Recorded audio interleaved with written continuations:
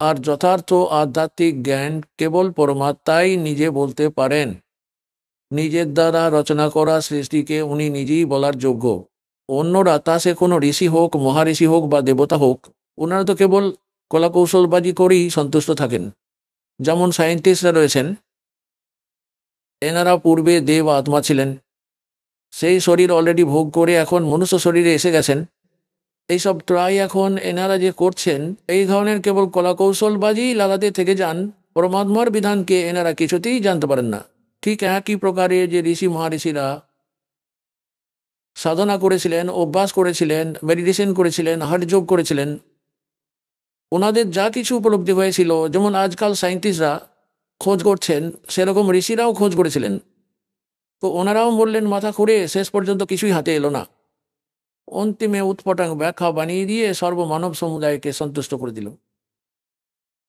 ঠিক এইভাবে এই সায়েন্টিস্টরা কিছুদিন পর আপন রিসার্চে যে নিষ্কর্ষ বের হয় সেটা কি ফাইনাল করে দেবে, কিন্তু পরমাত্মার বিধানকে পরমাত্মাই বলতে পারেন, জীব কখনোই জানতে পারে না। আর ওই পরমাত্মা আপন বিধান আর সৎসঙ্গ শোনানোর জন্য স্বয়ংই চলে আসেন। এই কথা আমাদের পবিত্র সদগ্রন্থগুলিও প্রমাণ করে দেয়। যেমন পবিত্র বেদ রয়েছে, বেদ জ্ঞানটি ভগবানের দেওয়া আধ্যাত্মিক জ্ঞান, পরমাত্মা প্রদত্ত আধ্যাত্মিক বিদ্যাটি। এই চারটি বেদ, এছাড়াও পঞ্চম বেদটি নষ্ট করে দিয়েছিলেন এখানের প্রভু অধিপতি। এখানের অধিপতি কে? তিনি হলেন ব্রহ্ম, যাকে জ্যোতিস্বরূপী নিরঞ্জন অথবা কালও বলা হয়। সব সময় ওর একটি ভয় লেগে থাকে যে যেন আমার আয়ত্তাধীন যত সমস্ত জীবাত্মারা ফেঁসে বসে আছে, এদের যেন পরমাত্মার সম্পর্কে আসল সত্যের জ্ঞান না হয়ে যায়। যদি এদের প্রকৃত জ্ঞান হয়ে যায়, আর যে সুখ ভরা স্থল রয়েছে সত্যলোক, ওই অবিনাশী পরমাত্মার যে চিরশাশ্বত স্থান, যেখানে কোনো দুঃখ শোক নেই, রোগ নেই, যেখানে বার্ধক্য অবস্থা নেই, এর সর্বদা ভয় একটি লেগেই রয়েছে যে যদি সবাই ওই স্থানটির সন্ধান পেয়ে যায়, তাহলে এখানে তো আর কেউ থাকে না। তাই সে কারণে কিছু পূর্ণ অর্জিত আত্মা থাকে যাদেরকে ও এখানে পাঠাতে থাকে, ওদেরকে গুরু হিসাবে প্রতিষ্ঠিত করে দেয় জগতে। তারপর ওদের দ্বারা শাস্ত্র বিরুদ্ধ সাধনা বলিয়ে সমগ্র মানব সমুদায়কে বিভ্রান্ত করে দেয়।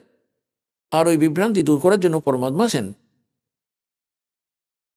আর যে ওই পবিত্র চারটি বেদ রয়েছে, ওইগুলি ভগবান প্রদত্ত, কবির ভগবান প্রদত্ত, কবির ভগবানের পাঠিয়ে দেওয়া আধ্যাত্মিক জ্ঞান ওইগুলি। এই কাল পঞ্চম বেদটিকে বিনষ্ট করে দিয়েছিল, যেটিকে সূক্ষ্ম বেদ বলা হয়, যেটিতে এই আসল তত্ত্বজ্ঞানটি রয়েছে। সেটির অভাব পূরণ করার জন্য, যেটি অভাবে আমরা এখানে খুঁজে বেড়াই হন্যে হয়ে, সেটি পূর্ণ করার জন্য পরমাত্মা স্বয়ংই চলে আসেন। পরমাত্মাকে তো আজকের দিন পর্যন্ত যত সমস্ত ঋষি মহর্ষি, যত সমস্ত সদ্গ্রন্থ আছে, যত সমস্ত ঋষি মহাঋষি ছিলেন, ওনারা সবাই নিরাকার বলেছেন, যে ওনার কোনো আকৃতি নেই।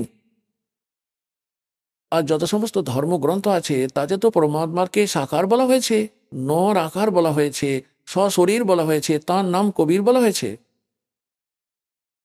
তো ব্রহ্মাজিরও প্রশ্ন ছিল আপন মাতা দুর্গাজিকে যে হে মাতাজি, যখন আমি বেদ পড়ি, তারপর আবার আপনার কাছে যেসব অনুভব শুনেছি, আর আমিও নিজে অভ্যাস করে যে অনুভবগুলি করতে থাকি, সেগুলি বেদের মতের সঙ্গে কোনো মিল নেই। ওই মতগুলি তো অন্য ধরনের, কারণ আমাদের যে অনুভবগুলি হয় সেগুলি তো তার বিপরীত। তো দুর্গা দেবীকেও কড়া নির্দেশ দিয়ে রেখেছে এই কাল ভগবান, কারণ তিনি হলেন তার পত্নী এই ব্রহ্মের। এনাকে কড়া নির্দেশ দেওয়া আছে যে যে প্রকৃত সত্য ওই পরমাত্মার, কখনো কাউকে বলবে না। এই ভয়ে আপন পুত্রদেরকেও প্রকৃত জ্ঞানটি না প্রকাশ করে এই কালেরই মহিমা গায়, যে হলো নিরাকার, এ কখনো কারো সামনে আসে না, ওকে কখনো দেখা যায় না। আর পরমাত্মার বিষয়ে বেদে তো সশরীর লেখা আছে, নর আকার লেখা আছে, আর সব থেকে উপরে বসে আছেন উপরের লোকে। যেমন একজন রাজা বিরাজিত থাকেন রাজসিংহাসনের উপর, আর তাঁর মাথায় মুকুট থাকে, সেই রকম মুকুট রয়েছে পরমাত্মার, ধবধবে সাদা রঙের। আর উপরে একটি ছত্র রয়েছে মালিকের, ভীষণ চকমকে। যে ধরনের আলোয় ঝকমক করে কিছু, সেই ধরনের পরমাত্মার ওই মুকুটটি আর ওই ছত্রটি ঝকমক করতে থাকে। কখনো ওটার সোনালি রং হয়ে যায়, কখনো হোয়াইট একদম ধবধবে সাদা রঙের হয়ে যায়। ওই পরমাত্মার অবস্থান তাহলে এই ধরনের রয়েছে।